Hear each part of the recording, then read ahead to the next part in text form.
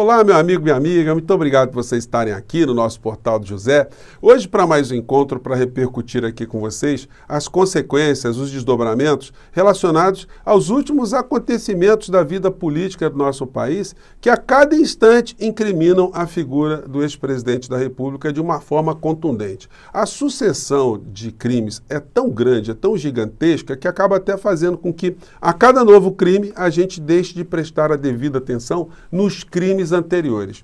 Esses nossos espaços aqui na internet, eles servem para a gente não perder a memória, para a gente a cada instante ficar lembrando as pessoas do que aconteceu aqui no nosso país, o que aconteceu, e cobrar também das autoridades também a sua devida ação, a sua devida responsabilização a esses causadores de tudo que se deu aqui no Brasil de ruim contra o povo brasileiro. Hoje, o ministro do Supremo Tribunal Federal e do Tribunal Superior Eleitoral, Alexandre de Moraes, deu uma palestra, né, numa conferência internacional, ele participou pela internet, onde ele foi perguntado sobre esse episódio criminoso, a gente não pode achar que isso foi um episódio folclórico, né? Episódio criminoso envolvendo o ex-presidente da República, o senador Marcos Duval e o ex-deputado Daniel Silveira. Ele comentou, fez ali algumas análises, mas ele foi muito mais além do que essa questão que foi abordada ali. São sobre essas questões que eu quero conversar com vocês agora no nosso portal, mas antes de mais nada, quero convidar você que está chegando agora ao nosso portal, está nos conhecendo, para que você se inscreva aqui, você que é muito bem-vindo, conheça os nossos outros vídeos, se você gostar, compartilhe, dê o seu joinha, mande seus comentários para cá, porque são sempre lidos, são sempre muito preciosos aqui no nosso portal, participe dos nossos chats, que todos os dias eu abro aqui entre 5 horas 5h30 para bater um papo com vocês, e também se inscreva no nosso clube de membros, que é uma forma adicional de você ainda ficar mais engajado aqui no nosso espaço, tá bom? Então vamos seguir aqui aos fatos aqui. Gente, depois de tudo que surgiu ontem, envolvendo esse senador bolsonarista, que se diz uma pessoa da área da inteligência, né? Que seria uma coisa absolutamente rara você encontrar uma pessoa de inteligência ligado ao bolsonarismo. Pois bem, então, esse homem da inteligência, ele procura o ministro Alexandre de Moraes para uma situação absolutamente absurda, já que ele não quis documentar, foi só no verbo, só na palavra. Como as pessoas do direito sabem, aquilo que não está nos autos, né, aquilo que não está documentado, não existe. Então, evidentemente, o ministro Alexandre de Moraes não poderia fazer absolutamente nada diante de uma futrica, de uma fofoca, de uma situação aleatória, né? Foi o que aconteceu, foi mais ou menos nessa linha que ele respondeu ao Merval Pereira, que foi o mediador desse encontro. Vamos acompanhar aqui. Conversar com o senhor para denunciar um plano do presidente Bolsonaro e do Daniel Silveira para gravá-lo e tentar fazer com isso uma rebelião para impedir a posse do Lula. A gente não pode se esquecer disso, né? Que todo esse estratagema aí visava destruir o processo eleitoral do nosso país, a nossa democracia, e impedir a posse do presidente Lula. Vamos ver a resposta aqui do ministro Alexandre de Moraes. Não, Merval, a conversa que o senador teve comigo, ele solicitou uma audiência, assim como de resto, inúmeros senadores e deputados solicitam. Recebi o senador no Salão Branco.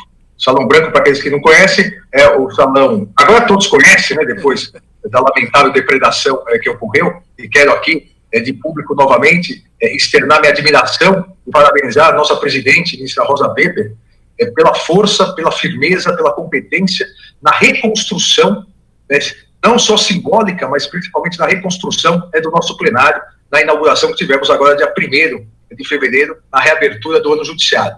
E o Salão Branco também foi totalmente reconstruído, inclusive com a... Gente, a imagem está meio embaçadona, não é culpa minha não, tá? É o ministro Alexandre de Moraes que usa uma câmera meio tabajara também, já que ele vai citar essa expressão mais à frente. A galeria de ex-presidentes que foi vandalizada barbaramente pelos golpistas terroristas no dia 8 de janeiro.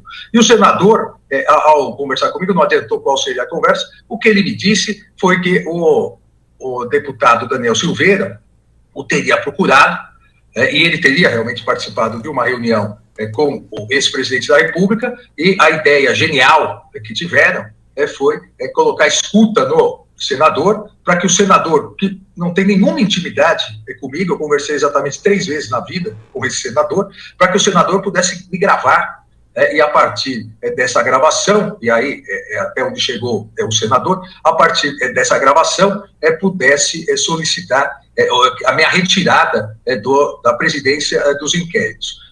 Eu indaguei ao senador se ele reafirmaria isso e colocaria no papel que eu tomaria imediatamente o depoimento dele. É óbvio, né? Documentar. O cara chega lá para fazer futrica com o ministro do Supremo Tribunal Federal. O senador me disse que isso era uma questão de inteligência, e que, infelizmente, não poderia confirmar. Não, eu levantei, despedi do senador, agradeci a presença, até porque o que não é oficial, para mim, não existe.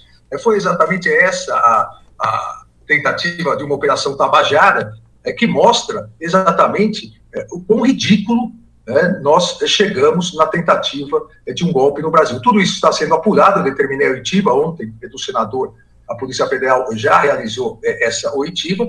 Quer dizer, foi ouvir ali o senador, né? Porque aí apareceu um fato concreto, aí apareceu a notícia no jornal, apareceu nas redes, então você tem ali a materialidade de algo que pode provocar uma medida, ou da Procuradoria da República, ou do Poder Judiciário, da Polícia Federal, das instituições. Foi o que o ministro mandou fazer, escutar aquele que se apresentou publicamente.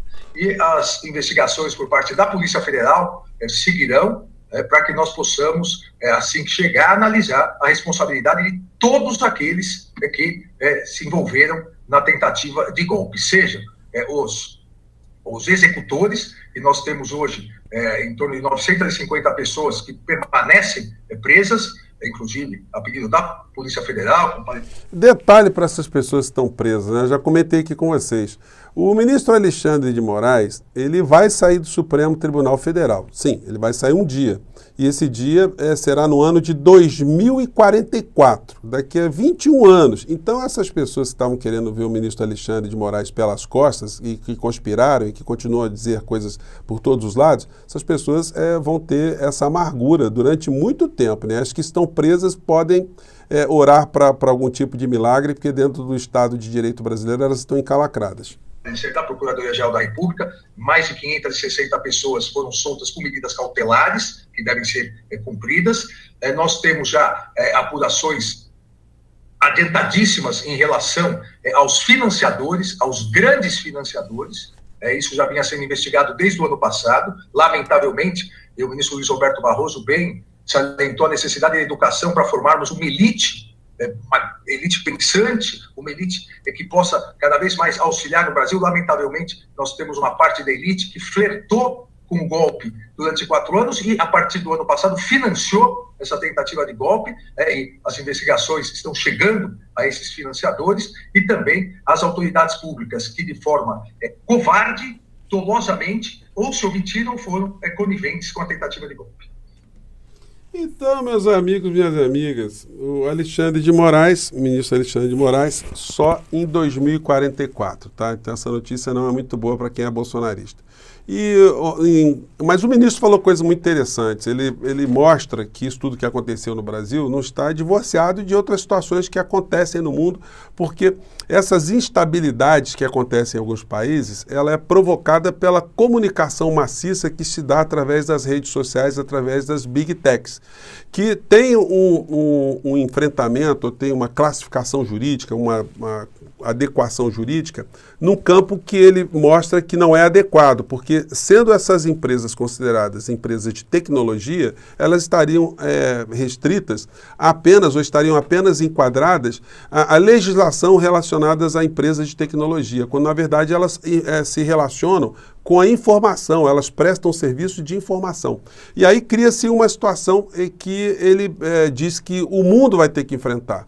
Se existem empresas de comunicação no mundo inteiro que, a partir da informação, dessa prestação de serviço, elas são responsáveis por aquilo que elas fazem, as big techs que fazem as mesmas coisas, elas não podem estar isentas. Explicando melhor, se você é contratado de um jornal, de uma televisão, de um rádio, você é colunista, você é jornalista e você pratica um crime, de opinião, de opinião dizendo que uma pessoa fez alguma coisa que ela não fez, destrói a vida de uma pessoa, você provoca danos à sociedade, o veículo de comunicação ele é corresponsável por aquilo. Ele é obrigado também a indenizar a pessoa que sofreu o dano ou a instituição que sofreu o dano. As empresas que estão operando com os veículos aqui na internet, elas se colocam sem responsabilidade pelos danos que são acarretados por esses veículos. Então o ministro ele propõe que isso tudo seja discutido de uma forma global, até porque essas plataformas elas são globais também. Então isso vai ser enfrentado mais à frente, nós não temos a menor dúvida, e aqui no Brasil as pessoas que ainda resistem a algum tipo de regulamentação são as pessoas que querem fazer exatamente das plataformas veículos para a prática de crimes, né? Ou práticas no plural, né? Vamos ver aqui, tem uma fala do ministro aqui que eu achei muito interessante também. Eu diria que hoje, na agenda democrática, na agenda dos países que adotam e defendem as democracias liberais, isso talvez seja uma das questões mais importantes para que nós possamos, a partir disso, aí sim, com tranquilidade, desenvolver a educação, desenvolver a saúde, desenvolver a proteção ao meio ambiente. Porque nós estamos no impasse. E quando eu digo nós, não é só o Brasil. Nós estamos no impasse, gastando muito mais energia para defender algo que todos entendiam consolidar, as instituições democráticas, e essa energia que deveria ser utilizada para o desenvolvimento econômico, desenvolvimento social, desenvolvimento educacional do país, essa energia do legislativo, por parte do Poder Judiciário, principalmente, acabam sendo utilizadas para conter os arroubos ditatoriais em vários locais do mundo do Poder Executivo, ou de políticos populistas no Poder Executivo. Gente, então, como vocês podem ver, o ministro Alexandre de Moraes, ele não é apenas um jurista, né? É uma pessoa que tem uma visão política bastante larga. E aí isso faz com que as pessoas que tentaram destruir a democracia no nosso país, elas tenham tido pela frente esse tipo de enfrentamento que acabou fazendo com que a democracia prevalecesse sobre esses arroubos todos que o ministro acabou citando. Está muito interessante, eu vou colocar a palestra, tem 3 horas e 10 minutos, ele não falou durante esse período todo, mas eu vou colocar ali o tempo exato que ele começa a falar, porque vale a pena, é muito interessante. Isso tudo que aconteceu, gente, infelizmente, acabou jogando um pouco de fumaça sobre o que aconteceu com os Yanomamis e está acontecendo com os Yanomamis aqui no nosso país. Todos nós estamos com muito interesse de ver o responsável por esses 2 genocídios na cadeia. O primeiro na pandemia e depois com os Yanomamis. E, como eu disse para vocês no começo do nosso papo aqui, né, essas coisas precisam ser cada vez mais colocadas para a sociedade.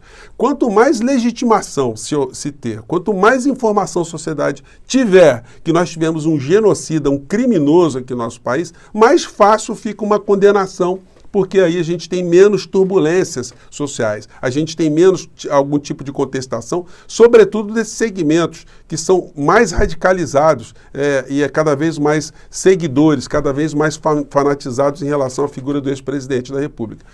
As outras parcelas do eleitorado que votaram em Bolsonaro, essas ficariam mais sensíveis para entenderem o mal que essa gente fez contra o nosso país. E aí vai uma crítica ao governo atual, porque quando a gente entra nos canais principais de comunicação, certamente isso vai mudar, né? A gente entra aqui no Ministério dos Povos Indígenas, não tem absolutamente informação nenhuma, era para a ministra Guajajara estar fazendo um barulho em cima disso gigantesco, como eu já pedi, já sugeri, já critiquei aqui. O ministro do Meio Ambiente, o Ministério do Meio Ambiente também, não está dando devida o foco, né? A visibilidade do problema também, apesar de ser uma questão que envolve direitos humanos, mas é uma questão também que envolve o Ministério da Ministra Marina. E o Ministério dos Direitos Humanos, depois de algumas críticas aí, que inclusive nós fizemos aqui no nosso portal, está mostrando mais trabalho, mas mesmo assim ainda está muito aquém dos crimes que foram cometidos pelo ex-presidente da República, essa turma toda, e a sua devida responsabilização. E nós vamos continuar a cobrar aqui, porque é aquela história, né? Amanhã vai surgir mais outro crime aí, ou depois de amanhã, ou durante a semana, envolvendo o ex-presidente da República. E essa situação que eu disse para vocês, dos Yanomamis e da época da pandemia, envolve e envolveu vidas humanas. E isso é uma coisa que a gente não pode aceitar, a gente não pode achar que é uma situação menor. A nossa ansiedade de ver essa figura presa é tão grande que às vezes a gente acaba esquecendo algumas situações fundamentais que devem ser cada vez mais visibilizadas. Gente, mais tarde eu estou aqui com vocês, hoje foi só essa resenha aqui sobre os últimos acontecimentos, mais tarde eu volto, tá bom? Um grande abraço, tchau!